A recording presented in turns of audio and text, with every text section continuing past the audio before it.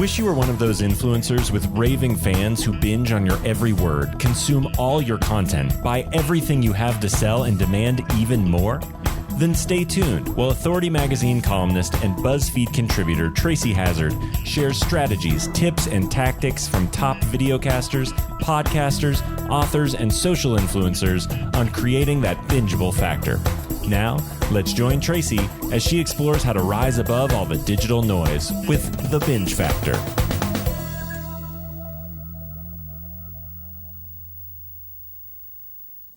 Hey everyone, welcome to the Binge Factor. I'm Tracy Hazzard, and we're talking AI for Sales podcasting today. The AI for Sales podcast host, Chad Burmeister, reached out to me, sent me a great request, convinced me that he should be on the show here, and then I realized he's a client. So I'm disclosing that up front, but he also does a ton of other things around it that I think is going to be really valuable. So I didn't invite him on the show to, talk up Podetize or our company or anything like that, but I invited him on the show because he's doing so much on the front end to get his guests and other things.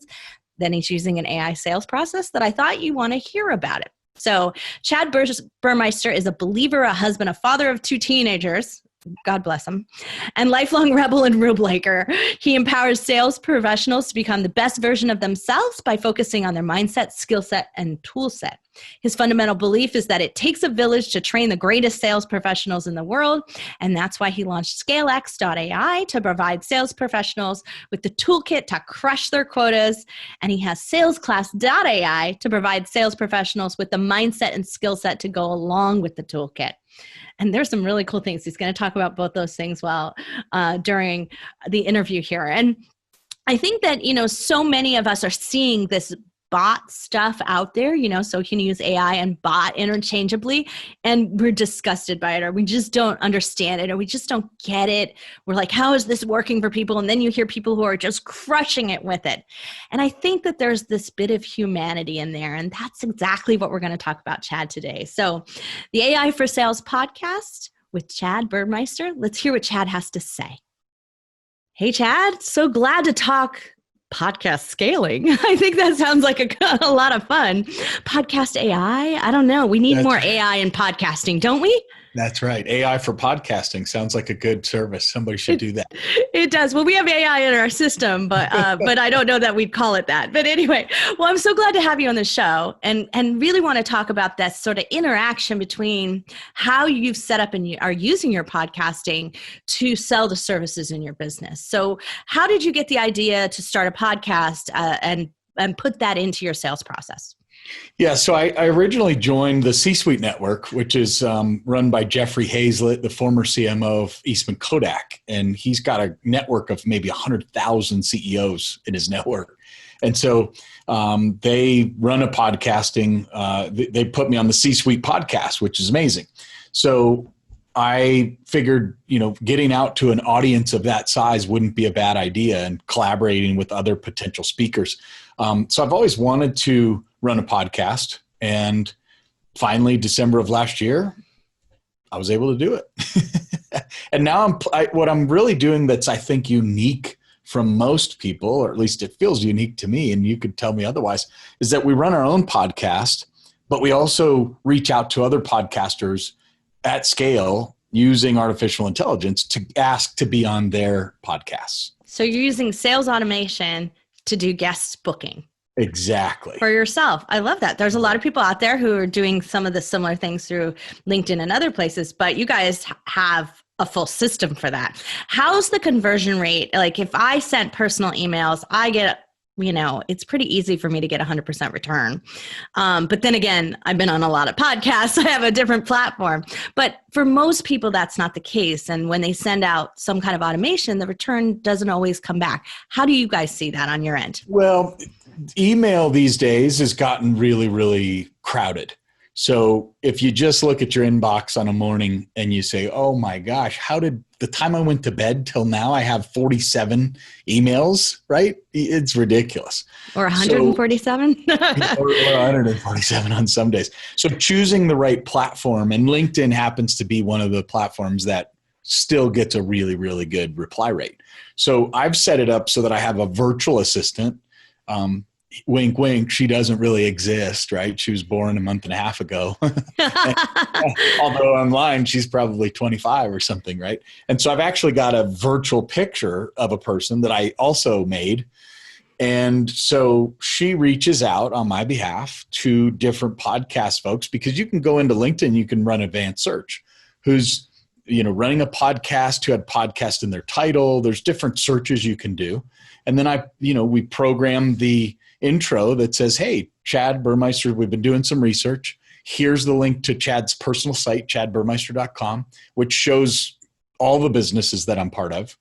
And it says, here's his press release page, his bio, his links. And it's, it's just bait in the bucket. And it basically says, would you like to have Chad on your show? And the hit rate is just off the charts. It's probably 30 to 40% reply rates.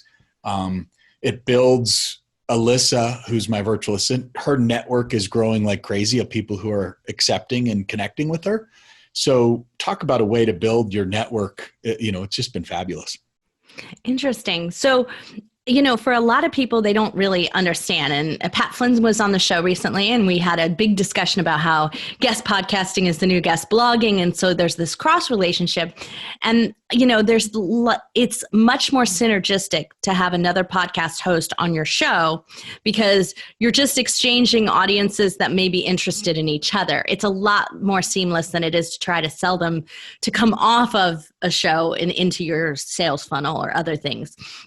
So now you get them into the podcast funnel portion of it. So since you set up your show, how have you found that sort of transition from what you do on the show to customers coming in, to clients coming in, or inquiries coming into your company? Yeah, great question. Well, what I'm doing on the show, it's funny because 3/4 of the show is not about AI for sales, is what I've found out.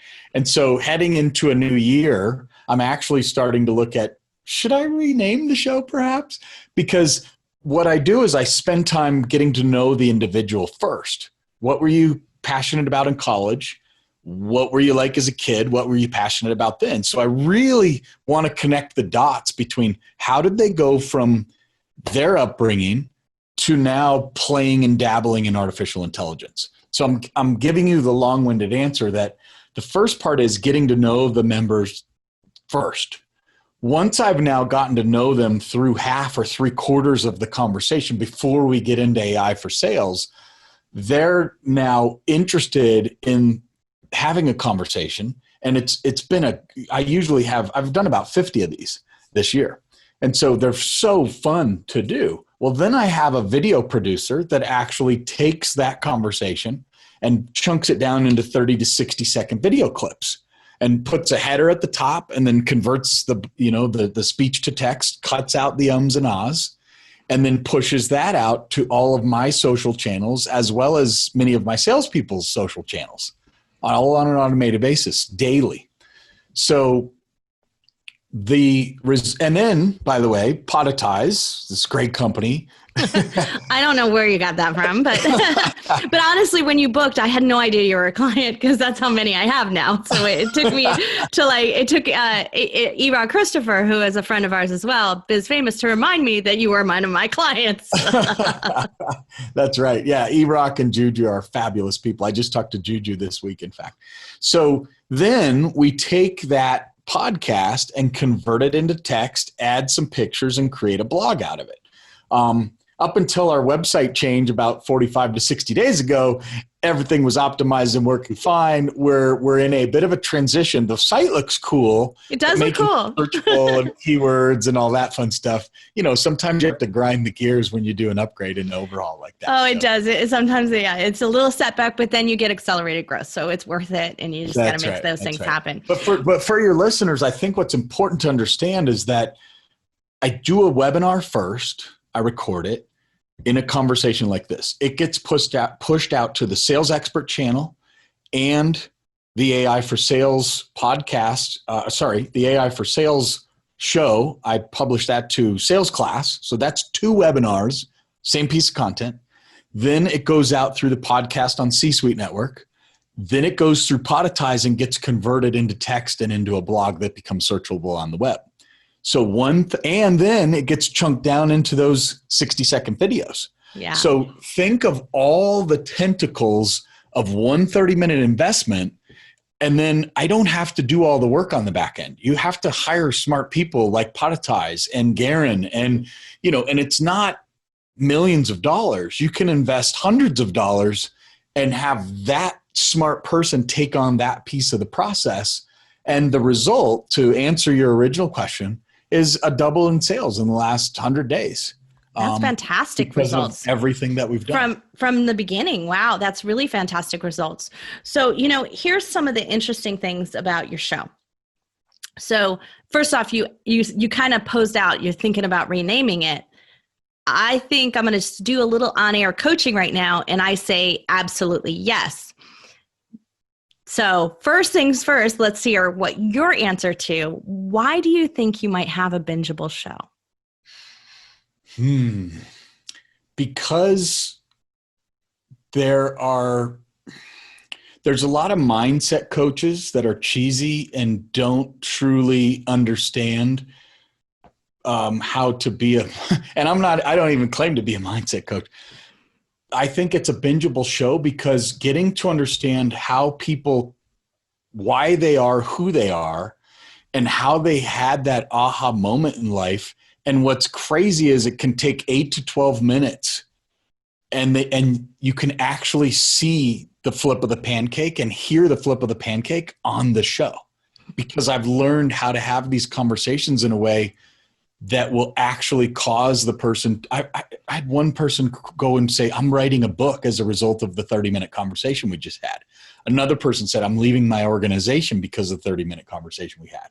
So it's bingeable when you can get into the architecture of someone's brain and cause them to see things in a different way and change as a direct result of that. That's why you should rename the show. That's why I need to. Yeah. So as always on the show, I like to give people what I believe their binge factor is after listening to thousands of shows. So I think that the real binge factor for you, Chad, is that AI for sales and the way that you host the show is that you're bringing humanity and human outcome focus into what is a cold and controversial subject based on your title, right? AI. And a negative connotation to something like sales, right? We have that. We don't love AI and sales. We don't love those two terms together, but you're bringing this humanity and outcome focus to it that just makes me want to go, okay, maybe this isn't so bad. Now I want to learn more. I want to see what other people are going to do. I want to see where this could take me. So that's a journey. So you're shifting a belief in that process. Yeah. And you're doing that through humanity, not through technology. I'm trying to remember what the front of the shirt says. Hang on. You're going to have to bear with me for a second, everybody. Here, this is funny because we didn't end up going with it, but we probably should have. Delightfully human, it says. ScaleX.ai, delightfully human. It's on the front of their shirt. And I think that is honestly what your show has in it. It is delightfully human for a show that's about AI and sales. So that being said, that maybe the AI and sales title is working for you because of that, but they're getting something else than they expected. So the other thing is that maybe you just want to take it and tweak it a little by adding a more activating word on it. Yeah. So like the human side of AI for sales or something like that, just bringing in something else to it. And so, that could work as well where you're still tying the two things, because it may just simply be working because I'm interested in that term AI sales, even though I don't think I already have this kind of like, do I really want to do it? Like I already have a negative mindset. And then I come into your show and I go, wow, that's really interesting. Right. Well, I got a lot out of it. And yeah. There's this gal, Anita Nelson. She wrote a book called Beat the Bots, and it came out right about the same time as my book, AI for Sales. And we met at a conference back a year ago in Vegas, and I was introduced to her at the table, and we decided, wow, if we write the next book, we should do the cover of one and the cover of the other on the back, because the two things definitely go hand in hand. The more AI, the more virtual assistants people get, the more, think about when you send an email and it's got the emojis at the bottom and it tells you what to say and how to say it, it's only going to get better or worse, however you look at it. imagine if I'm sending a note to Tracy versus to somebody else. Well, it might look at your personality, it might look at time of day, and it gives you all of these concepts and ideas of, hey, use bullets if you're sending it to Tracy, but if you're sending it to Chad, maybe you want to use a paragraph. And it all becomes automated. So, but it also puts more stress on the human interaction and more importance on the human interaction. So it's going to be an interesting next 5 years as having deeper human to human conversations will become more important. So you told us a little bit about how you sort of set up and get these guests on, and so you're already obviously getting the right type of people into the model of who you want to have conversations with. Are you interacting into that automated system and doing, checks and balances or feedback loop in reinforming the AI? Well, as far as the guests and the topics, again, my marketing person said, you know what? You've got to pick the topics, where before I was kind of letting the audience direct me. And his advice was, no, go out on Google, search your terms. If it's lead generation or demand gen, figure out what people are talking about, and then have guests specifically talk about that topic. So that was really, really good advice. That is very good advice for those of you listening out there. You definitely need to figure out what people are searching on and then go do that. Don't just try to think that because you sell a pen that's inkless or something that you can just all of a sudden it'll be searched. Yeah, exactly. Yeah, people are just going to find it, right? So, but this is the interesting part, is that also I think that you have a focus of where you're deep in the industry, deep in the tech, you use it, you're not just selling it. You're not in the tech weeds though. You're very goal and outcome driven in how it is coming across. And when you ask the questions of people, that's the focus of where you're going with it. So you're addressing a topic not from a overly technical standpoint either. So. Right. And that's where I think you're right with the title, because originally I thought I would be getting into it with data scientists and CEOs that built the tech stack. And I've done that. I just did one a couple days ago. And I think my audience is going to be like, stop. That my brain's blown. I don't know if I want that. Yeah. You never know, right? You could find it your most popular episode too. Well, that's true. You never know. Talking about AR and VR and spatial, and I was lost. I love that. That's really great. Well, let's talk a little bit about our best things, our best ways, because I want to make sure we get these in here. So what are some lessons, because you've been doing this, you've done about 50 episodes. So what are some of the best ways you found and keys you found to booking the great guests out of that model that you're using? Yeah. Book or attract, I'm going to say. Yeah, book or attract. I think first, know your audience, right? A lot of people, I think, go to Facebook, hey, book me, and then you never know what fish you're going to get in the boat, versus going out and finding exactly the right people, right? So you can download a list from a tool like ZoomInfo or Sales Intel of the best people. They have a 98% hit rate. The emails don't bounce because they're legit. You can even get their mobile phone number. So I'll download the list. Let's say it's 500 people that have a podcast, or it's 500 CEOs of companies that I want to have on my podcast. Then I'll leave a voicemail, and they have voicemail drop software these days. So we're using that for our customers. So 500 voicemails can be left for 30 seconds each. Hey, this is Chad. I'm the CEO of ScaleX. I also run salesclass.ai. I want to have you on the podcast. Here's my number, right? And then I have my virtual assistant send emails and connect on social. So it's really the finding the right list, sending the right message to the right people, and then giving them an easy way to schedule. So I use Calendly. And when they book the podcast, it's got the Zoom link. It's got everything that I'm going to ask. It used to be 7 questions. Well, I did that for 6 months. Now it's down to 4. We always get shorter on those. This is a key that you'll find over time. You'll get shorter on your intake forms. Yes. Well, the intake form matters. Now, it's funny because sometimes the person will interact with the virtual assistant. Well, what does Chad want to talk about? And, and there's quite a lot of interaction.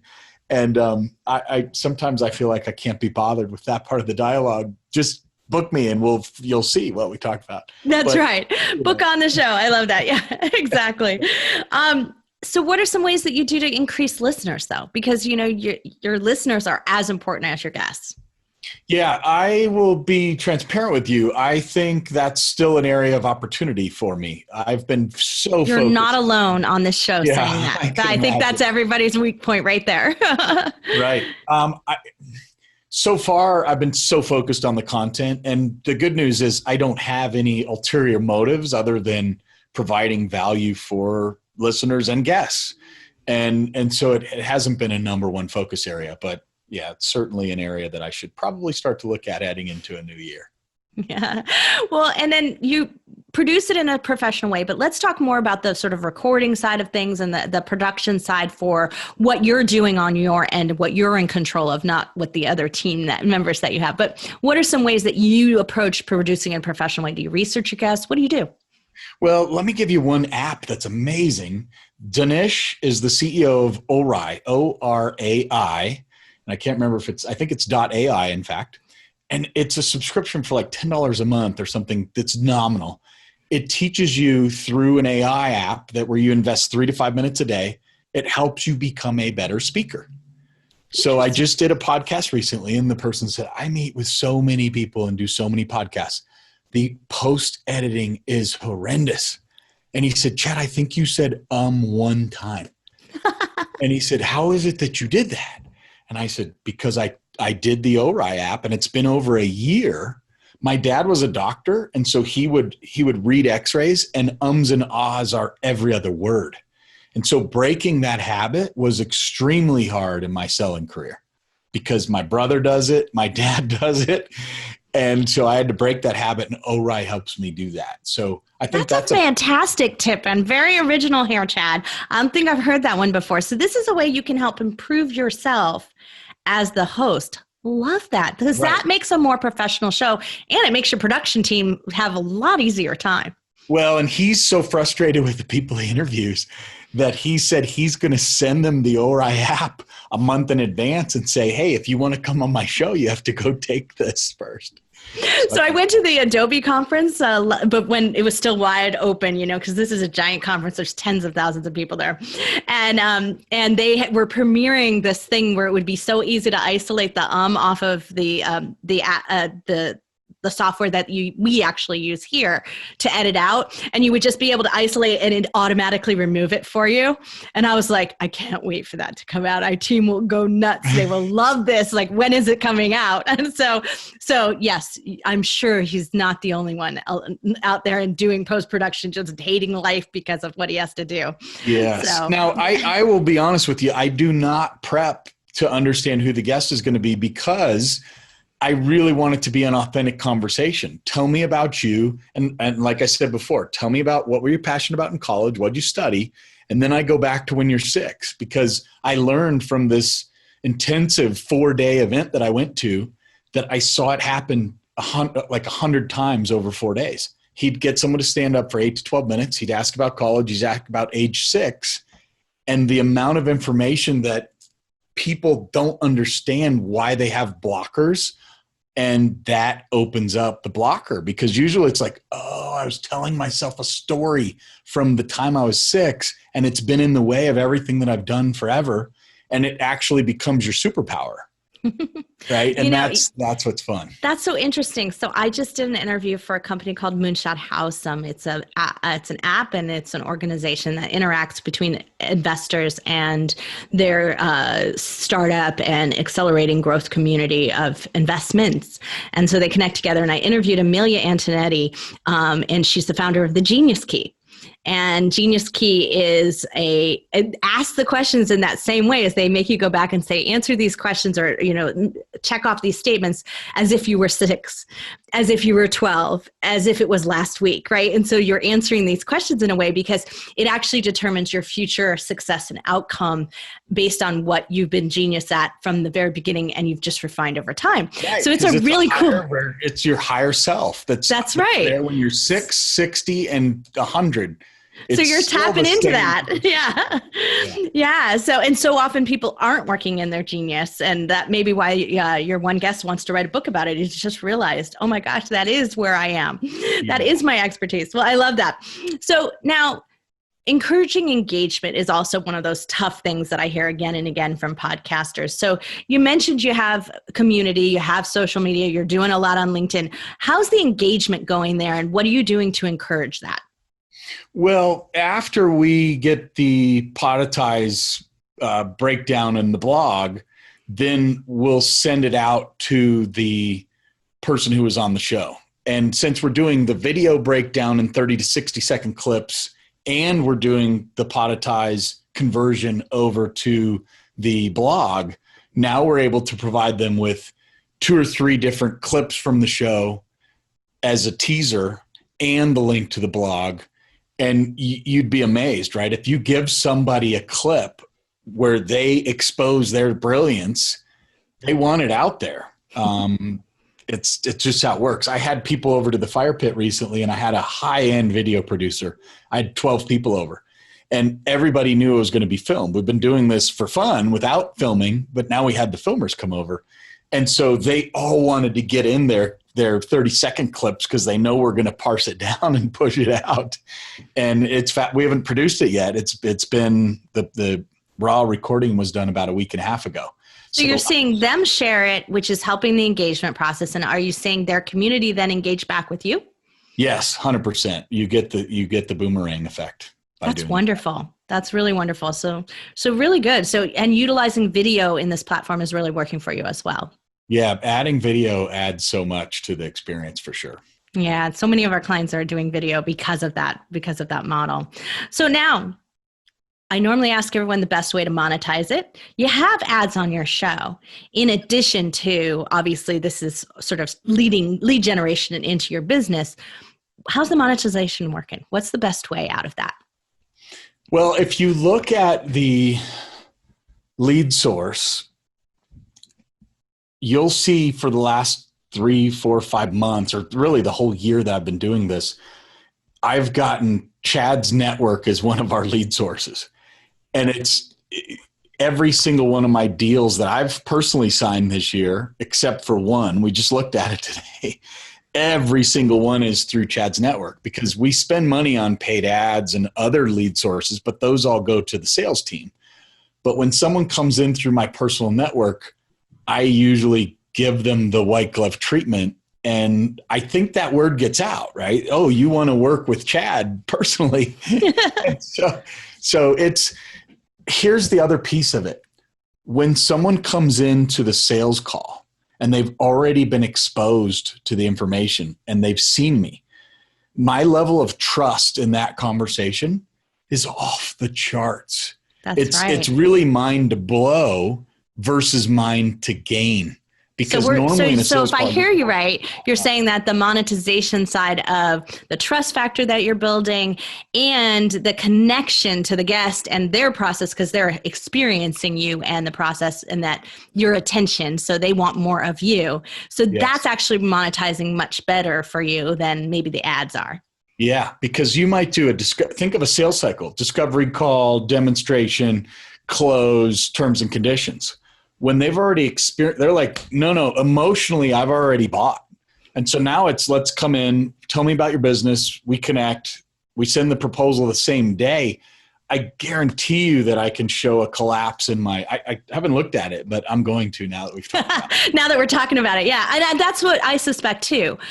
Because, to some respects, the ads are actually, I think, maybe hurting you because the ad runs at the beginning of your show before your show even started. So it makes your show sounds like it's your promotion for your show, even though it's actually not. And so I think that might be hurting you. Twice too, to not put it at the very beginning and just maybe put an anchor in the middle and at the end. I've heard that. Yeah, exactly. So that's the only thing is like sometimes when we start with those ads, whether they're for a company or for some other company, it sets a tone for the show that it doesn't come across because that's really impersonal. And then your show is very personal and human, right? So they're also a resonant disconnect in there. But, so if it's not doing the return on investment, then wipe them out and start and do something different, right? That's right. Yeah. So, there's a lot of people out there with their businesses thinking that automation, AIs, that it's going to be so impersonal and it's not going to work for them. What's the key to making it work for specifically what you're doing here in podcasting, but for businesses in general? Is there some keys that you've developed over time that really helps make this work for people? The messages that get the highest returns, open rates, reply rates, clicks, are ones that look personal. So the marketing person I've mentioned before, his name's Nick Cavuto. He's brilliant. He grew a church from 0 to 10,000 people because he was their digital marketing guy. Then he went over to a big Paychex and helped them grow millions and millions of views. And so his hack is put a typo in from time to time. If you're going to say you don't say I, capital I, apostrophe M. If you're a digital marketer, you're going to have a really, really hard time probably breaking through that habit of being perfect. But you need to be perfectly imperfect. And so or if you're a writer, guys, I should tell you that my writers would flip out over that one. Right. And so he'll put in emojis, the clapping sign right at the beginning. Thanks for connecting. And then he'll put in 3 dots with a space and another dot. So it's not, normally you might say ... Well, he'll put in a ... space dot. And I'm with an I am, no apostrophe, lowercase I. And so, and it's just, I'm so excited. I can't wait to get to meet you at some point. And it's just short and sweet, and be human and don't be a robot. If you make it a robot, you're going to get responses like you're a robot. That's right. It's just zeros and ones at the end of the day. And I think that the difference is what you're saying also is to be personal. So, I mean, we get so many messages that I get so many messages in LinkedIn that I can't even believe that they think that it's going to work. Like they think I'll even click connect after seeing the start of the message. It's like all about you and what you want from me. And that's not a way to start a relationship. That's right. Well, there's something I learned 20 years ago. I think it's 20, maybe 15. And it's called you phrasing versus I phrasing. And so the company who did this is called Corporate Visions. And they wrote a blog once that said, stop weeing all over your customer or your prospect. Because most people, hey, Tracy, ScaleX is the best company ever. We can help you grow your sales. We can help you double this and triple that and quadruple that. Versus, hey, Tracy, you're probably having these kinds of challenges based on the information that I was able to access. You. And so when someone sends an email to me, I'll look at it and I'll highlight the word you in green, and I'll highlight the word I or we in red. And you want to have the first sentence should be 100% green, no I's or we's. And it's almost always not the case. And then you want to have the entire email 75% you and less than 25% we. And that'll change everything. I love that. Did you hear that all? That is a big tip right there. That will be our audiogram, because we're not going to want to miss pushing that one out on Instagram and LinkedIn and our other places where we share our audio clips. So that's definitely going to be it for us. Wow, Chad, that's really fascinating. And I'm so glad you shared that, because this is something that I keep harping on all the time, is like, stop being I, or we. Most of our clients are singles, solopreneurs. So there's a lot of eyeing in there. So,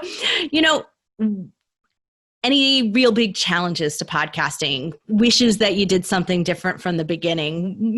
What would you fix? Well, it's 50 in. I really didn't have that much advice when I launched.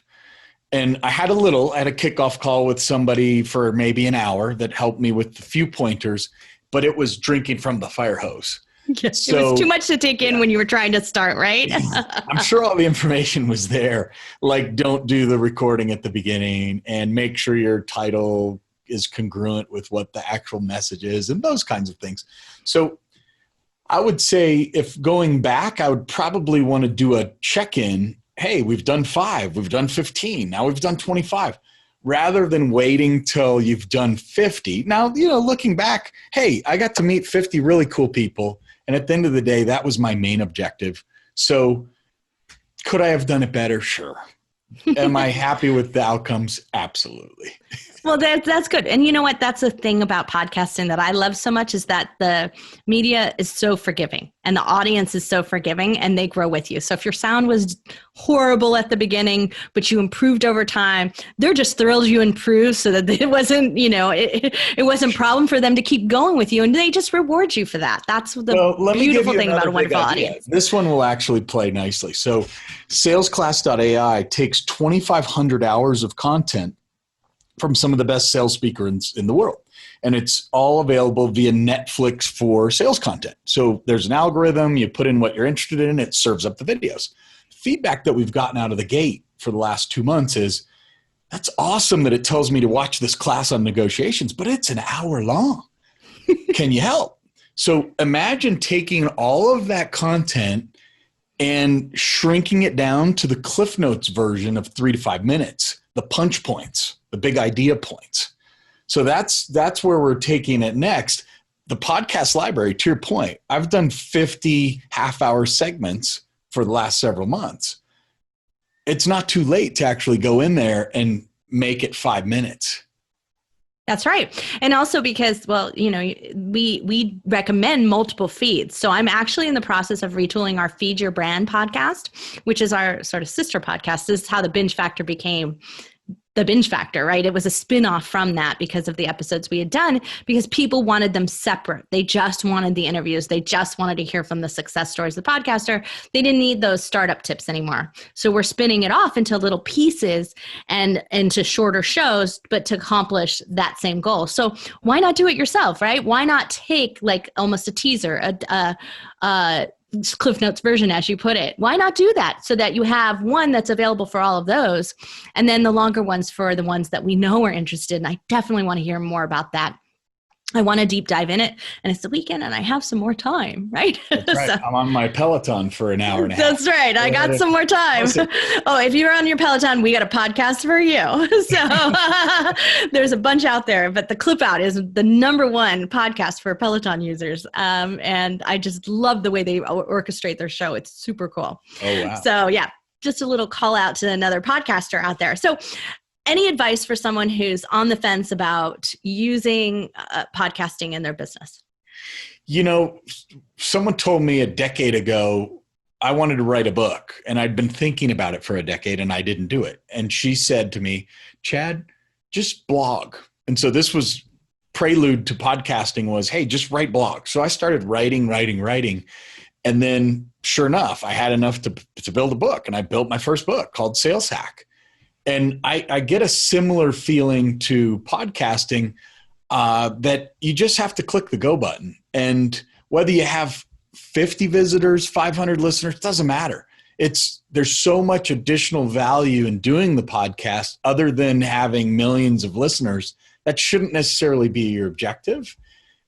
Just go, because a lot of good things will come from it. I would say you might want to think about having video as well, because then at least you have the optionality, right? Don't just record for audio, but do video and audio so you have both. Well, and obviously blog works too, right? So you can do the whole gamut. So anyway, you can do that. But you're right, just getting started, I think that's such good advice. Well, so I'm going to make sure everybody can connect to you, but is there anything that we should know about how to use AI in our business that you haven't shared with us so far that we should be thinking about as coaches, entrepreneurs, business owners? Well, LinkedIn automation is a big movement right now, and you can do it extremely wrong. So be careful if you dabble into LinkedIn automation. I'd be afraid to lose my LinkedIn profile. I've worked really hard at it, like cultivating it personally. So I'd be afraid. Right. So make sure that you work with a company who knows all the rules and regulations, and how do you find, you don't want several opt-outs, right? And I've learned by doing over the last 15 years. I did one email or one LinkedIn blast, I'll call it, that had a picture that ended up blowing up to the whole page. And it just, people opened it, and I didn't test it before I clicked the go button. And people said, no. And I was trying to help. I was trying to hire people, say, hey, if you know anybody interested in this kind of work, but the thing blew up their site. And so they decided not to. So, go with a company that knows what they're doing when it comes to deployment, and It's amazing. AI for sales can really, really help you connect with people at scale. Oh, thank you for sharing that. And I'm so glad you came on the show. And I'm so glad we've met and finally gotten to get to know each other here. So thanks, Chad, again. And AI for sales, don't miss it. Don't miss out. I told you that was going to be different, right? So we're talking a lot of humanity, and we're also talking about how we're interjecting that in with tech. And so, remember, we talk about this on the show so often, that podcasting is this an in-your-ear building trust model. And Chad was talking about that as well. It makes that sales automation process just complementary to it. So if it's helping to bring people in so that then you can nurture them through your process, then why not do it? Why not give it a try? Why not take a look at what you can do to combining the two things together? The mistakes I think we all fall into is when we make everything too programmatic. So you heard Chad talk about how he utilizes My Company's program, all this other stuff that he's put together, but he's put it together and sort of broken all the rules because he knows what the rules are to begin with, and he wants to make sure to customize them and get them to fit what he's doing. Now, is he doing absolutely perfect with every single one? No, this is an experiment along the way. He's only 50 episodes in. And the way that he says it is that what I really want you to hear is that he's only 50 episodes in. He's going to keep going. He's going to keep refining. Maybe he'll change the show name. Maybe there are other things that he'll try and he'll do and he'll tweak and he'll model until he gets it refined along the way. If you think that you're going to start your show day one and it's going to be perfect and it's going to work perfectly and there's just going to be hundreds of thousands of listeners who are just going to show up, Chad's the perfect example of it. That doesn't follow the model for almost anyone I know. And yet, it works for Chad. It works for his business. It's helping ScaleX.ai, which I want you to go check out. It's helping it grow. And that's his core outcome. That's the goal that he's trying to achieve. He's trying to achieve this understanding of how can I build trust in my sales model? How can I also give people an example of what I can do and will do with them? And how can I have these wonderful human conversations with people to help them shift and move and become better sales professionals? So I hope that I'm shifting and moving you to become better podcast professionals.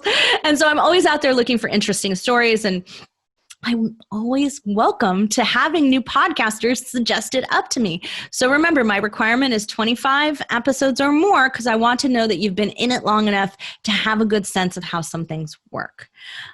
And that you must continue to be consistent about that, posting weekly.